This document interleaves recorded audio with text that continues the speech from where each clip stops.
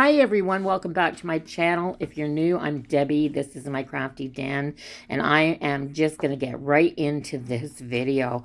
I have this board, and it is 1 foot wide and 2 feet long. It's a 1-inch thick pine, and it's going to be perfect for a sign for my back door area. I have a little table out there I like to decorate, and I need something for Halloween. Because it's an exposed area, I'm also going to paint both sides of this sign, and I'm using chalk paint because that does weather quite well. And this is a plaster color. Okay, when your board is dry, you are going to use a pencil, a pen, anything that has a straight fine point on it that you can get down into your house, because I'm going to trace out my stencil markings in here, and I am going to trace out the house first and kind of use it as a stencil because I want to paint the background of the windows a different color so that they'll show up a little bit better. And to do that, I'm just going to trace this out like a stencil first. And then once that's all traced out, like I've done on the other side of this board, I'm going to hand paint this. So I like hand painting them. If there's anything that I want to change, I can change it as I go while I'm painting it. And to paint this, I am going to use this chalk paint in rich black. And I am going to do behind the windows of the houses in this vintage mustard and give them this deep yellow color. It's really easy to paint these signs by hand once you've traced them out.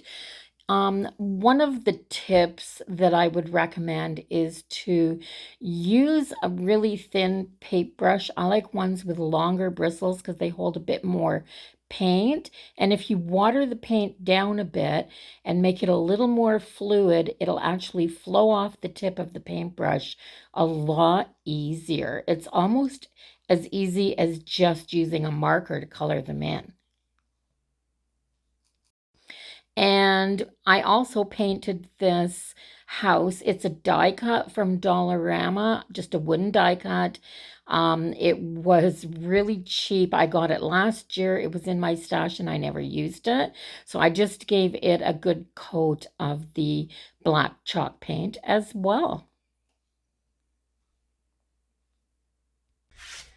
Okay, so I have this painted and it's all dry. And I have my house painted black. And you can see that I've painted where the windows go when I sketched this out. I painted them yellow, or that vintage mustard color. It's a deep yellow. I love that for behind the black house, and it makes those windows pop.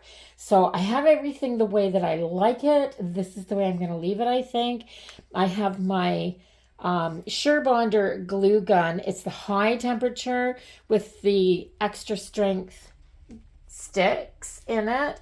But I also have some E6000.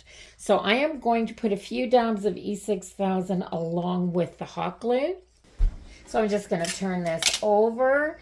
I'm just going to put the E6000 just a few spots around the edges just to get this to stay.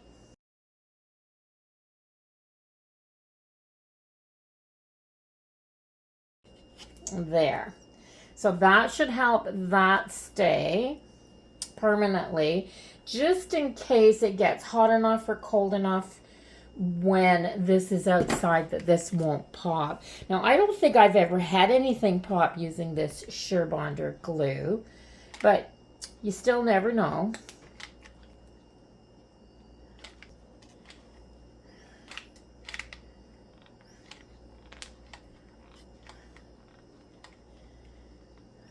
Or this glue is pretty hot. There. So I'm going to set that back over there. So if it drips in my little dish. And I'm going to flip this over. You'll notice that I've also painted that little spot there black.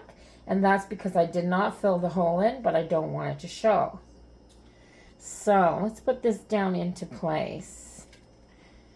And that hot glue should make it stick really quick.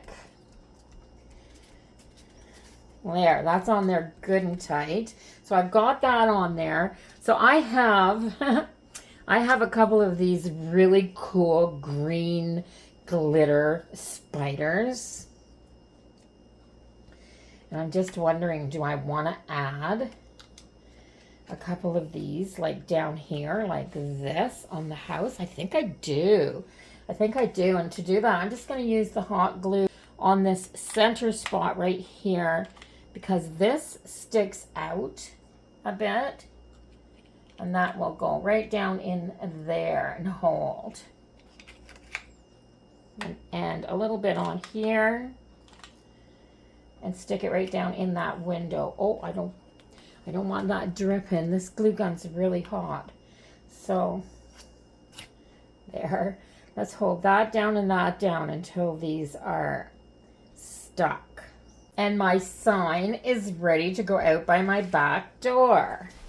And so here's the little area by my back door. This is the door the kids will come to when they go trick-or-treating, because I have a nice big flat landing here. I have the sign that I just made along with the Wicked sign, and that was the DIY that I did last year. And the little painted pumpkin jars are there. The boo sign from Dollarama that I picked up this year. And below I have a little bit of that fence from Dollarama. I just think this is the cutest little area. There's that Wicked sign. I love it. That last year's DIY turned out really good. I will link that video down below. And yes, it looks just great out here with this year's Happy Halloween sign. So if you like the video, please give it a thumbs up. Don't forget to comment down below if you have any questions. Don't forget to subscribe if you haven't done that already. And I will see everybody in the next video. Bye-bye for now, everyone.